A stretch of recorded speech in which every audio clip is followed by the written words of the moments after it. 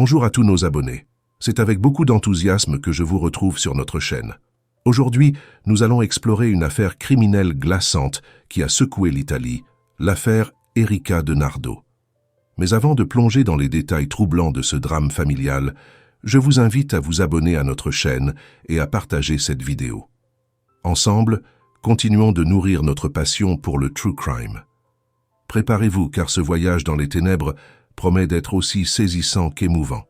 Allons-y sans plus attendre. Erika de Nardo est née le 28 avril 1984 dans la paisible ville de Novi Ligure, en Italie. Elle était l'aînée d'une famille respectée, aimée et apparemment sans histoire. Son père, Francesco de Nardo, ingénieur de profession, avait gravi les échelons pour devenir cadre supérieur dans une entreprise spécialisée dans la production de chocolat. Un homme respectable, admiré, et surtout, un exemple parfait de réussite. Il avait quitté le sud de l'Italie dans les années 60 pour bâtir sa carrière et offrir à sa famille une vie confortable. Sa femme, Susanna Cassini, a travaillé comme comptable dans la même entreprise avant de faire un choix qui semble aujourd'hui presque anachronique. Abandonner sa carrière pour se consacrer entièrement à leurs deux enfants. Après la naissance d'Erika, puis de Gianluca, le benjamin, Susanna est devenue femme au foyer. Elle n'a pas simplement troqué ses calculs comptables pour des casseroles, elle s'est aussi plongée dans la foi. Très religieuse, elle fréquentait assidûment l'église et offrait généreusement son temps au bénévolat. La famille de Nardo vivait dans une grande villa, à la lisière de Novi Ligure, une localité de 27 000 âmes. Une ville provinciale où rien, a priori, ne semblait pouvoir troubler la quiétude ambiante. Erika de Nardo ressemblait à n'importe quelle adolescente, si ce n'est qu'elle avait grandi dans le confort d'une famille aisée. Rien, à première vue, ne la distinguait véritablement des autres. Pendant ses années d'école, elle ne montrait pas un grand intérêt pour les études. Pourtant, à l'insistance de sa mère, elle a fini par s'inscrire à des cours de comptabilité. Et, surprise, ou peut-être simple coïncidence, elle a commencé à progresser, laissant entrevoir une certaine discipline qui faisait plaisir à voir. Son jeune frère, Gianluca, quant à lui, était tout l'opposé. Avec 5 ans de moins qu'Erika, il incarnait l'élève modèle. Sérieux, appliqué, il nourrissait déjà des ambitions solides. Suivre les traces de leur père et devenir ingénieur. Francesco, leur père, devait être fier, non? Une fille qui redressait la barre, un fils qui filait droit. La vie dans la villa de cette famille semblait parfaite. Trop parfaite peut-être. Mais derrière cette façade de calme apparent, la tempête grondait. Personne n'aurait pu imaginer que cette tranquillité allait voler en éclats. Pourtant, le 21 février 2001, ce petit monde bien ordonné s'est effondré. Et ce, de façon brutale, irréversible. Ce jour-là, l'irréparable a eu lieu. Une tragédie si sombre qu'elle allait marquer à jamais l'histoire de Novi Ligure. Ce soir-là, le 21 février 2001, une scène presque irréelle s'est déroulée dans une rue tranquille de Novi Ligure. 2 femmes, en voiture, roulaient lentement sur une rue étroite. C'est alors qu'elles ont aperçu une silhouette vacillante. Une jeune fille, pieds nus, avançait maladroitement. Elle était couverte de sang. Pas une simple tache ici ou là, mais littéralement maculée, comme tout droit sorti d'un cauchemar. Alarmées, les femmes ont freiné brusquement et se sont précipitées vers elle. La jeune fille, dans un état de choc évident, s'est présentée. Erika de Nardo. Sa voix tremblante a révélé une vérité terrifiante. Elle leur a dit qu'on venait d'attaquer sa mère et son frère. L'horreur dans ses mots était palpable, glaçant les 2 femmes sur place. Ironie du sort, ou simple hasard, elles se sont avérées être ses voisines. Sans perdre une seconde, elles ont essayé de l'aider tout en composant fébrilement le numéro de la police. Les autorités sont arrivées rapidement, bien trop vite pour qu'on puisse se préparer à l'insoutenable. En pénétrant dans la villa de Nardo, les policiers ont été confrontés à une scène d'une violence inimaginable. Le silence oppressant de la maison ne faisait qu'amplifier l'horreur. Du sang, partout, des corps mutilés, abandonnés dans une immobilité macabre. Même le procureur principal, un homme aguerri, habitué aux scènes sordides, n'a pas tenu. L'odeur, la vision, c'était trop. Ce vétéran des enquêtes, qui avait vu l'innommable, a été contraint de sortir pour reprendre son souffle, le visage livide. Ce n'était pas une simple affaire de sang et de crime. C'était un carnage, et le pire restait à venir. Le corps sans vie de Susanna, 42 ans, a été découvert sur le sol de la cuisine. La scène était d'une violence à couper le souffle. Les murs, les meubles, le sol, tout était éclaboussé de sang, comme si la pièce entière avait été le théâtre d'un cauchemar sanglant. La table de la cuisine, renversée et brisée en deux, témoignait d'une lutte féroce. Susanna avait été attaquée avec une sauvagerie inouïe, recevant pas moins de 40 coups de couteau. Le sol était jonché d'empreintes de chaussures, figées dans le sang. Un véritable carnage. Les enquêteurs, sous le choc, se sont immédiatement mis à chercher Gianluca, le frère d'Erika. Selon sa sœur, il avait également été attaqué, mais il n'était pas au rez-de-chaussée. L'équipe s'est alors dirigée vers l'étage. En montant les marches, ils ont remarqué quelque chose d'étrange. Un liquide bleu, d'origine inconnue, s'étalait au bas de l'escalier, ajoutant une dimension presque irréelle à la scène. Le pressentiment que rien ne pourrait les préparer à ce qu'ils allaient découvrir se renforçait. Et ils avaient raison. Gianluca, à peine 11 ans, a été retrouvé dans la salle de bain. Ce qu'ils y ont vu dépassait l'entendement. Le garçon gisait dans une baignoire pleine de sang. Il avait été poignardé 57 fois. Cette pièce était encore plus sanglante que la cuisine. Le silence pesant de la maison n'était troublé que par la respiration saccadée des enquêteurs. Au début, l'hypothèse privilégiée semblait presque logique, un cambriolage qui aurait mal tourné. Mais cette théorie s'est rapidement effondrée face à l'évidence. Une telle brutalité n'avait rien à voir avec le modus operandi habituel des cambrioleurs. Un vol qui dégénère? Peut-être. Mais infliger autant de coups de couteau, c'est autre chose. C'est personnel, c'est lent, c'est dévastateur. Les voleurs, en général, tuent pour fuir, pas pour mutiler. Et puis, une autre question a émergé. Pourquoi aurait-il choisi cette maison, à une heure où tous les habitants étaient chez eux? Rien ne collait. Les enquêteurs étaient perdus, plongés dans une confusion mêlée d'horreur. C'est alors que Francesco Denardo, chef de cette famille dévastée, est arrivé sur les lieux. Il avait interrompu son voyage en apprenant la terrible nouvelle. En entrant dans la maison, il était méconnaissable, accablé par la douleur. Sa femme, son fils, tous deux brutalement arrachés à lui. Mais il lui restait Erika, sa fille. Avec des larmes qui lui déchiraient le visage, il l'a serrée dans ses bras. Son cœur brisé, il lui a murmuré dans un sanglot « Il ne me reste que toi », une phrase qui allait bientôt prendre un tout autre sens. Erika a livré aux enquêteurs une version des événements digne d'un film noir, oscillant entre terreur et confusion. Ce soir-là, selon ses dires, elle se trouvait à l'étage, dans sa chambre, casque sur les oreilles et musique à plein volume. Une routine banale d'adolescente. Elle a expliqué qu'environ 30 minutes après, sa mère et son petit frère étaient rentrés du magasin. Jusque-là, rien d'anormal. Mais c'est en baissant légèrement le son qu'elle a perçu des cris provenant du rez-de-chaussée. Intriguée, elle a entrouvert la porte de sa chambre, et là, la scène qu'elle prétend avoir vue lui aurait glacé le sang. Un homme inconnu attaquait violemment son frère dans la salle de bain. L'assaillant, selon Erika, n'a pas tardé à se tourner vers leur mère. Susanna, en véritable lionne, aurait essayé de protéger son fils, mais cet acte héroïque lui a coûté cher.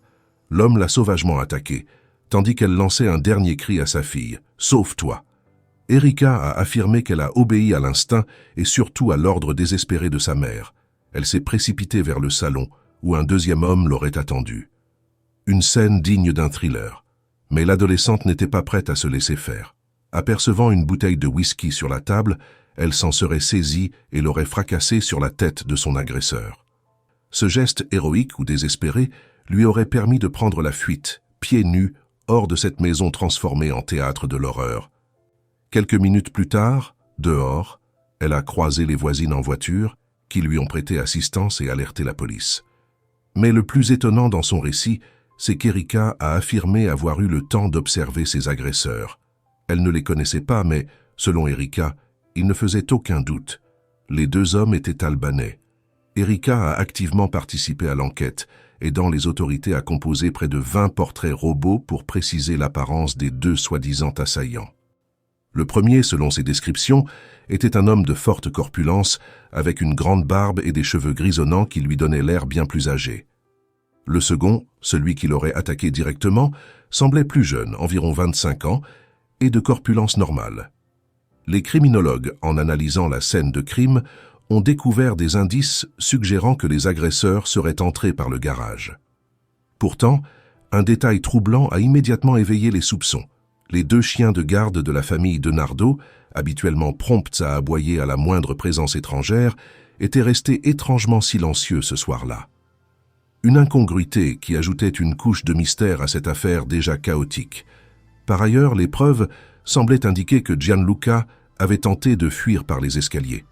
Il avait été rattrapé et violemment attaqué à ce moment-là.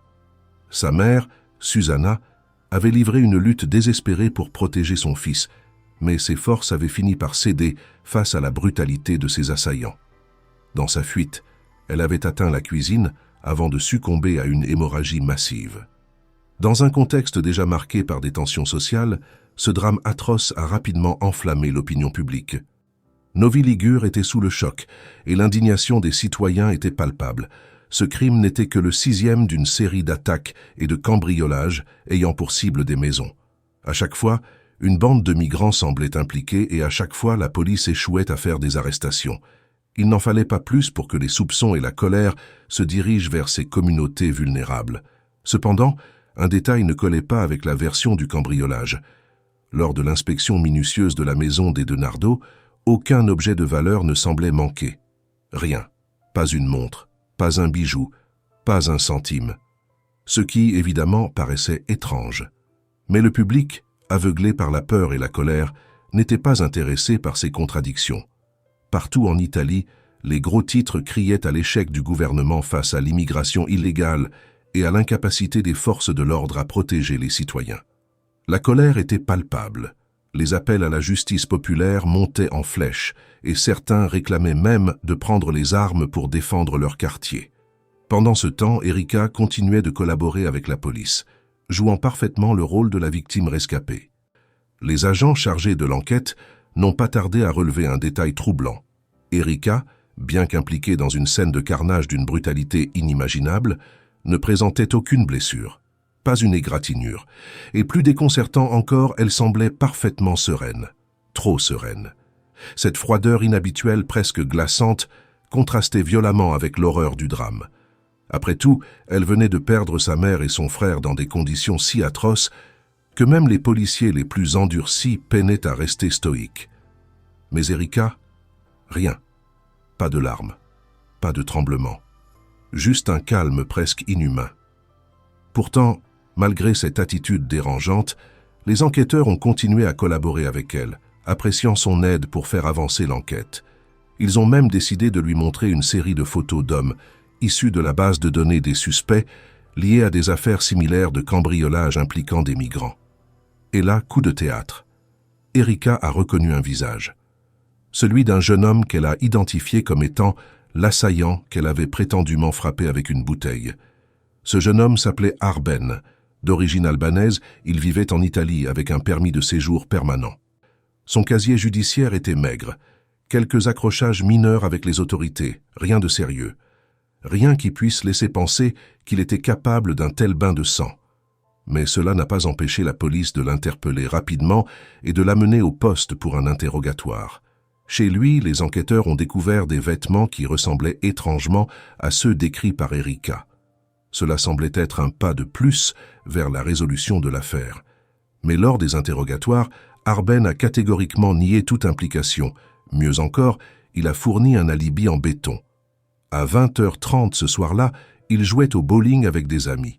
Et cet alibi a été confirmé non seulement par plusieurs témoins, mais aussi par les caméras de surveillance du club. Arben ne pouvait pas être sur les lieux du crime à l'heure des faits. Un autre détail a fini par ébranler encore davantage la version d'Erika. Si elle avait vraiment frappé son agresseur avec une bouteille en verre, comme elle l'avait affirmé, celui-ci aurait dû porter des marques visibles sur le visage. Mais Arben n'avait aucune blessure à la tête, pas la moindre éraflure. Les incohérences dans les déclarations d'Erika commençaient à s'empiler comme un jeu de cartes prêt à s'écrouler. Son comportement froid, presque détaché, continuait d'intriguer les enquêteurs. Comment pouvait-elle rester aussi impassible après avoir perdu sa mère et son frère de manière si atroce? Petit à petit, une question s'est insinuée dans l'esprit des policiers. Quelqu'un était-il réellement entré dans cette maison? Ou pire encore, le meurtrier était-il déjà à l'intérieur depuis le début? Le mobile du vol, qui semblait d'abord plausible, a fini par s'effriter. Rien n'avait été volé. Les objets de valeur étaient toujours là, intacts, presque comme s'ils avaient été ignorés délibérément. Et que dire des chiens de garde? Ces animaux, habituellement bruyants et réactifs, étaient restés silencieux toute la nuit. Tout cela défiait la logique. L'idée qu'il s'agisse d'un cambriolage commençait à faire long feu. Puis, il y avait la brutalité de l'attaque. 40 coups de couteau pour Susanna, 57 pour Gianluca. Ce genre de sauvagerie ne correspond pas au profil d'un voleur en quête rapide d'un butin. Non, cette rage, cette haine viscérale parlait d'un mobile profondément personnel. Un crime passionnel peut-être, mais certainement pas un vol qui aurait mal tourné. En connectant les points, une hypothèse glaçante a commencé à se dessiner. Et si Erika était elle-même l'assassin? Soudain, tout prenait un sens. L'absence de traces d'effraction, le silence des chiens et cette violence insensée, disproportionnée. Une attaque aussi brutale exige de la proximité, de la rancœur. Et une adolescente de 16 ans, malgré son jeune âge, pouvait tout à fait nourrir ce genre de sentiments. Mais il restait un problème. Pouvait-elle vraiment agir seule? Une jeune fille, aussi déterminée soit-elle, aurait eu du mal à maîtriser sa mère et son frère, et à les attaquer avec une telle sauvagerie. De plus, la force nécessaire pour enfoncer un couteau à plusieurs reprises dans un corps dépasse souvent celle d'une simple adolescente. Tout portait à croire qu'Erika aurait eu un complice. À partir de ce moment, les enquêteurs ont décidé de concentrer leur attention sur la jeune fille. Les enquêteurs n'ont pas tardé à découvrir des fissures inquiétantes dans les relations qu'Erika entretenait avec les membres de sa famille. Si aucun conflit majeur ne semblait évident, il était clair que des tensions sous-jacentes existaient. Erika et sa mère, Susanna, avaient des visions de la vie complètement opposées. Susanna, profondément croyante, était incapable de trouver un terrain d'entente avec sa fille, qui rejetait tout intérêt pour la religion. Une divergence de valeurs qui, bien que courante entre générations, avait creusé un fossé entre elles. En fouillant dans le journal intime d'Erika, les enquêteurs sont tombés sur des notes troublantes. Il y était question de ses relations tendues avec son petit frère, Gianluca. Plus inquiétante encore, Erika y évoquait des altercations physiques. Elle avait, à plusieurs reprises, levé la main sur lui, révélant une dynamique familiale bien loin de l'harmonie apparente. Puis, un nom a attiré l'attention des policiers, Omar. Ce prénom apparaissait à plusieurs reprises dans ses écrits récents. Les enquêteurs ont rapidement appris que derrière ce pseudonyme se cachait Mauro Favaro, un garçon de 17 ans. Fils du propriétaire d'un bar local, il avait rencontré Erika quelques mois avant le drame. Leur relation avait évolué à une vitesse fulgurante, au point que des rumeurs circulaient sur de possibles fiançailles. Dès le départ, Susanna avait exprimé son opposition à cette relation. Mauro, connu pour consommer des substances illicites, traînait une réputation sulfureuse. Il était décrit comme un jeune homme conflictuel, impulsif, et loin de répondre aux attentes d'une mère inquiète pour l'avenir de sa fille. Susanna voyait en lui une influence néfaste sur Erika, qui, jusque-là, était une adolescente pétillante. Elle craignait que cette relation, précipitée et immature, ne conduise les deux adolescents à commettre des erreurs irréparables. Ces craintes n'étaient pas infondées. Mauro, avec son tempérament instable, représentait tout ce que Susanna redoutait pour sa fille. Malgré cela, l'attrait d'Erika pour Mauro ne faisait que croître, alimenté par un mélange de rébellion adolescente et de fascination pour cet univers interdit. Le lien qui unissait Erika et Maura, surnommé Omar, avait dès ses débuts quelque chose de déroutant, presque malsain. Leur relation était marquée par une intensité désordonnée, un mélange d'immaturité et d'excès qui inquiétait quiconque les observait de près. Selon plusieurs témoins, leur quotidien était étrangement monotone et révélateur d'une obsession mutuelle. Dès que leurs parents tournaient le dos, que ce soit pour le travail ou d'autres obligations, Erika et Omar se retrouvaient chez l'un ou chez l'autre. Une fois ensemble, ils s'isolaient derrière des portes closes, hors de portée du monde extérieur. Là, ils consommaient des substances illicites, faisaient l'amour avec brutalité. Les proches ne cachaient pas leur indignation face à cette relation autodestructrice, mais leurs reproches semblaient glisser sur les deux jeunes, renforçant leur isolement. Susanna, impuissante, voyait avec effroi sa fille s'éloigner, non seulement d'elle, mais de tout ce qui constituait sa vie avant Omar. Les enquêteurs étaient convaincus que les tensions familiales avaient atteint un point de rupture fatal. L'opposition féroce de Susanna à la relation entre Erika et Omar, ainsi que les disputes répétées avec Gianluca, semblaient être les éléments déclencheurs d'une tragédie préméditée. Selon leur théorie, Erika, motivée par une rage accumulée et peut-être manipulée par Omar, aurait participé activement au massacre de sa propre famille. Cependant, les 57 coups de couteau infligés à Gianluca soulevaient une question évidente. Comment une adolescente de 16 ans, physiquement peu imposante, aurait-elle pu accomplir un tel carnage seule? Les enquêteurs ont supposé qu'Omar avait pris en charge Susanna pendant qu'Erika s'acharnait sur son frère. Cette hypothèse semblait expliquer la violence extrême des meurtres et la synchronisation apparente des attaques, mais pour solidifier leurs soupçons, ils devaient pousser les deux adolescents dans leur retranchement. Le 23 février de cette même année, ils ont décidé d'emmener Erika et Omar sur les lieux du crime, sous prétexte de clarifier certains détails et d'observer leur comportement. L'objectif ? Repérer des incohérences dans le récit d'Erika et provoquer une éventuelle erreur. À peine sortis du poste de police, les deux adolescents se sont retrouvés confrontés à une horde de journalistes affamés d'informations. Les médias étaient déjà au courant de l'existence du petit ami problématique, et tous les regards étaient braqués sur Omar. Les rumeurs enflaient. Ce jeune homme, au passé douteux, pouvait-il vraiment être impliqué dans ce double meurtre sauvage? Sur les lieux du drame, Erika a été invitée à décrire à nouveau l'agression. Alors qu'elle parlait, les enquêteurs notaient chaque mot, cherchant la moindre contradiction. Omar, quant à lui, gardait un silence pesant. Il écoutait attentivement, tendu comme une corde sur le point de céder. Ses gestes, son regard, tout trahissait une nervosité palpable. Les enquêteurs, des vétérans habitués à déchiffrer les comportements, étaient convaincus qu'il en savait beaucoup plus qu'ils ne voulaient l'admettre. Une fois leur observation terminée, les policiers ont ramené le couple au poste et les ont laissés seuls dans une petite pièce, équipée discrètement de caméras et de microphones. Ni Erika ni Moreau ne se doutaient que tout ce qu'ils allaient dire serait enregistré. Au début, l'ambiance était lourde. Moreau semblait profondément anxieux, jetant des regards nerveux autour de lui.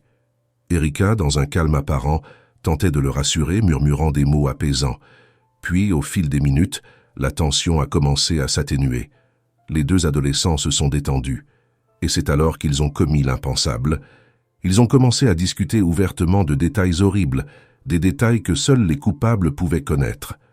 La scène enregistrée dans cette petite pièce du poste de police aurait pu être tirée d'un film d'horreur, si elle n'était pas tragiquement réelle.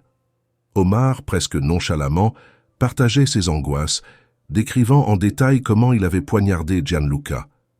Il parlait de la fascination morbide qu'il avait ressentie en voyant l'eau de la baignoire se teinter de rouge. À ses côtés, Erika se moquait ouvertement, imitant les derniers mots de sa mère. « Je te pardonne, mais épargne mon fils. » Ces mots, pourtant empreints d'une ultime humanité, étaient tournés en dérision par sa propre fille. Le couple, loin de montrer la moindre trace de remords, semblait se délecter de la violence de leurs actes. Ils parlaient de ce double meurtre comme d'un jeu, s'amusant à raconter les détails sordides et se moquant de leurs victimes. Erika, avec une assurance glaçante, affirmait que la police ne pourrait rien prouver contre eux. Elle était convaincue qu'ils seraient relâchés après cet interrogatoire. « Je suis le seul témoin, » disait-elle à Omar. « Je te couvrirai jusqu'au bout. » Pour elle, ce n'était qu'une formalité avant qu'ils ne puissent enfin vivre leur histoire au grand jour, sans crainte de jugement. Elle imaginait déjà les promenades dans les rues de Novi Ligure, la tête haute, en couple. Dans un élan macabre d'intimité, Omar s'est penché vers elle, l'a enlacée et l'a appelée tendrement « meurtrière ». Erika, avec un sourire complice, l'a répondu « meurtrier » avant de l'embrasser. À cet instant, les caméras ont cessé d'enregistrer, mais l'essentiel était là. Entre les mains du procureur, les confessions implicites des deux adolescents avaient tout d'un aveu de culpabilité. Leurs mots, capturés en vidéo, étaient suffisants pour accuser le couple de double meurtre prémédité. La révélation de cette vérité a frappé la communauté locale comme un coup de tonnerre. Les habitants, déjà prêts à lyncher des migrants qu'ils pensaient responsables du crime, ont découvert avec stupeur que les coupables étaient issus de leur propre ville. Ironie macabre, la soirée même où ces confessions ont été enregistrées, un défilé aux flambeaux avait lieu à Novi Ligure pour protester contre les réfugiés clandestins. Erika a été placée dans un centre de détention pour mineurs à Milan, tandis qu'Omar était transféré à Turin. Mais leur descente aux enfers ne faisait que commencer. Les interrogatoires, cette fois menés séparément, ont rapidement mis à mal leur pacte de silence. Sous la pression, le couple a commencé à se trahir mutuellement. Erika, fidèle à son jeu de manipulation, a insisté sur le fait qu'Omar était l'unique coupable. Elle a affirmé qu'il avait poignardé sa mère avant de s'en prendre à Gianluca, expliquant qu'elle était restée enfermée dans la salle de bain tout le long. Selon Erika, Omar avait agi par vengeance contre Susanna, qui refusait leur relation. Elle s'est présentée comme une victime, manipulée par son petit ami, et a prétendu être dans un état de choc tel qu'elle ne réalisait pas ses propres actions ce soir-là. Mais son comportement postérieur contredisait ses affirmations. Erika, convaincue de son impunité, correspondait activement avec ses amis, répétant qu'elle serait bientôt libérée car elle était innocente. Elle se positionnait comme une victime d'Omar, un récit qui, elle l'espérait, la ferait passer pour une adolescente naïve prise au piège d'un manipulateur. Cependant, les enquêteurs n'étaient pas dupes. Les preuves accumulées et les témoignages recueillis montraient clairement qu'Erika avait été bien plus qu'une spectatrice passive. Tout indiquait qu'elle était non seulement complice, mais aussi l'instigatrice du crime. Sa froideur, sa manipulation et son absence de remords faisaient d'elle l'élément central de ce double meurtre. Malgré ses tentatives pour se dédouaner, la justice allait se charger de lui rappeler que certaines choses, aussi minutieusement planifiées soient-elles, ne restent jamais dans l'ombre. Erika de Nardo, selon ses proches, était une adolescente confiante, froide et déterminée. Une personnalité en totale opposition avec celle de Mauro, alias Omar, qui semblait passif, presque détaché. Il n'en fallait pas plus pour que les enquêteurs concluent qu'Erika était la véritable force motrice de cette attaque sanglante. Ensemble, ils formaient un couple meurtrier, lié par une folie destructrice. Un détail troublant a rapidement attiré l'attention des enquêteurs. La présence d'une substance bleue suspecte sur le sol de la maison. Les analyses ont révélé qu'il s'agissait d'un poison que les adolescents avaient tenté d'utiliser sur Gianluca. Leur plan initial n'était apparemment pas de tuer l'enfant avec un couteau. Ils avaient versé le poison dans un verre d'eau, ignorant qu'il ne se dissolvait pas correctement. Lorsque Gianluca, paniqué, avait couru dans les escaliers, il avait renversé le verre, répandant la substance sur le sol. Ce détail tragiquement maladroit en disait long sur leur amateurisme, mais aussi sur leur froide préméditation. Omar, de son côté, a livré plusieurs versions contradictoires aux enquêteurs, chacune plus floue que la précédente. Initialement, il avait assumé une partie de la responsabilité, admettant son implication dans les meurtres. Mais au fil des interrogatoires, il a changé de discours, accusant de plus en plus Erika.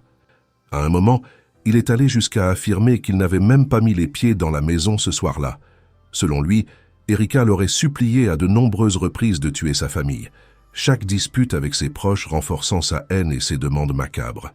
Finalement, Omar a raconté une version où Erika l'avait invité chez elle ce soir-là, lui fournissant des gants en caoutchouc et un couteau. Il prétendait avoir refusé de tuer Susanna et Gianluca, déclenchant la colère de sa petite amie. Selon lui, Erika l'aurait enfermé dans la salle de bain, le laissant sortir uniquement une fois qu'elle avait terminé son carnage. Mais cette version, bien que théâtrale, ne collait pas aux preuves. Les enregistrements des caméras et les confessions capturées montraient clairement qu'Omar avait joué un rôle actif dans ce massacre. Malgré ses mensonges, Omar a fini par révéler des informations cruciales à l'enquête. Il a conduit les autorités à l'emplacement des armes du crime, des gants et même du poison. Ces objets, une fois retrouvés, ont confirmé ce que les enquêteurs soupçonnaient. Erika et Omar avaient agi ensemble, infligeant des dizaines de coups de couteau à 2 victimes innocentes. Convaincre les jurés de leur culpabilité restait une étape décisive, mais les preuves étaient accablantes. Cependant, malgré l'atrocité du crime, Erika a réussi à attirer un certain soutien. Des lettres de sympathie affluaient en prison, émanant de personnes touchées par son histoire ou fasciné par cette adolescente devenue criminelle. Parmi ses correspondances, un certain Mario, DJ de 32 ans, s'est démarqué. Erika, toujours derrière les barreaux, a entamé une relation avec lui et, étonnamment, ils se sont fiancés. Mais la vie ne ménageait pas Erika. Son histoire d'amour avec Mauro s'est effondrée et son bonheur avec Mario a pris fin de manière tragique. 7 ans plus tard, il est mort dans un accident de la route. Le 28 novembre 2001, le procès d'Erika et Omar a débuté après une série d'interrogatoires et d'expertises.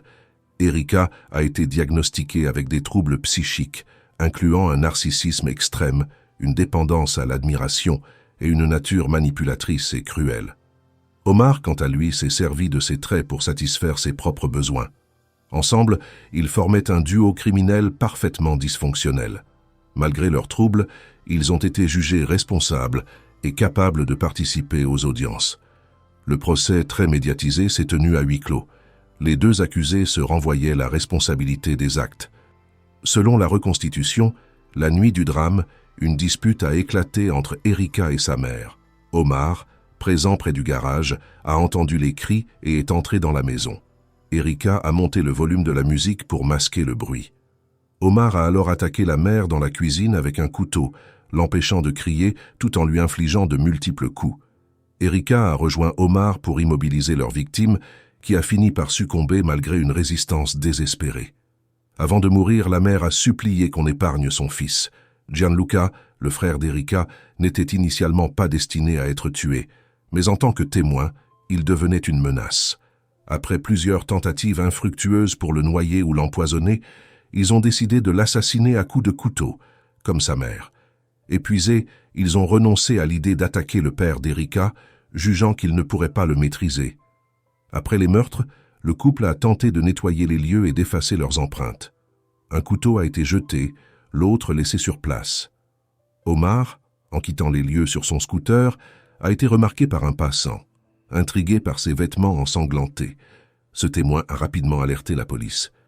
Le 14 décembre 2001, le tribunal pour mineurs de Turin a rendu un verdict qui a scellé le sort d'Erika et d'Omar. Erika a été condamnée à 16 ans de prison pour meurtre prémédité et complot en vue de commettre un meurtre. Omar, lui, a écopé de 14 ans, une peine légèrement réduite grâce à sa coopération active avec les enquêteurs qui a grandement contribué à résoudre l'affaire. Lors de l'annonce du verdict, la réaction des deux adolescents a été frappante. Erika, d'abord calme tout au long du procès, a éclaté en sanglots, sombrant dans un désespoir incontrôlable. Puis, dans un accès de rage, elle a insulté tous ceux présents dans la salle, y compris le juge. Omar, quant à lui, semblait simplement désorienté, comme perdu dans le chaos de ses choix. Ce soudain éclat de colère d'Erika n'a fait que confirmer ce que beaucoup redoutaient. Derrière cette jeune fille, apparemment mignonne et innocente, se cachait un véritable monstre. Le plan de détention était clair. Les deux criminels passeraient leurs premières années dans des établissements pour mineurs avant d'être transférés dans des prisons pour adultes à l'âge de 21 ans. En 2005, Erika a demandé un transfert vers une prison à régime plus doux. Sa demande a été rejetée, notamment en raison de son comportement, qui n'avait montré aucun signe d'amendement. Le 3 mars 2010, Erika a été libérée. Elle a rejoint une organisation de bénévolat aidant les anciens détenus à se réinsérer dans la société. Elle a également passé un certain temps dans un hôpital psychiatrique où elle a rencontré un musicien bénévole. Leur relation a évolué en une romance et ils se sont mariés avant de s'installer près du lac de Garde où ils ont repris une petite ferme avec des vignes. Francesco, son père, est resté à ses côtés, malgré le fait qu'il aurait pu être une victime de son plan macabre. Omar, également libéré en 2010, a déménagé en Toscane, où il a commencé une nouvelle vie. Il a trouvé un emploi comme barman, s'est marié et a eu une fille. Cependant, en décembre de cette même année, il a été vu sur les tombes de Susanna et Gianluca. Cet acte, interprété comme un geste de repentance, a fait les gros titres des journaux locaux, provoquant une vive colère chez Erika. Elle lui a adressé une lettre furieuse, l'accusant d'hypocrisie et de vouloir exploiter ses proches décédés pour attirer l'attention. C'est tout pour aujourd'hui. N'oubliez pas de vous abonner à la chaîne pour d'autres récits captivants. Prenez soin de vous et à très bientôt.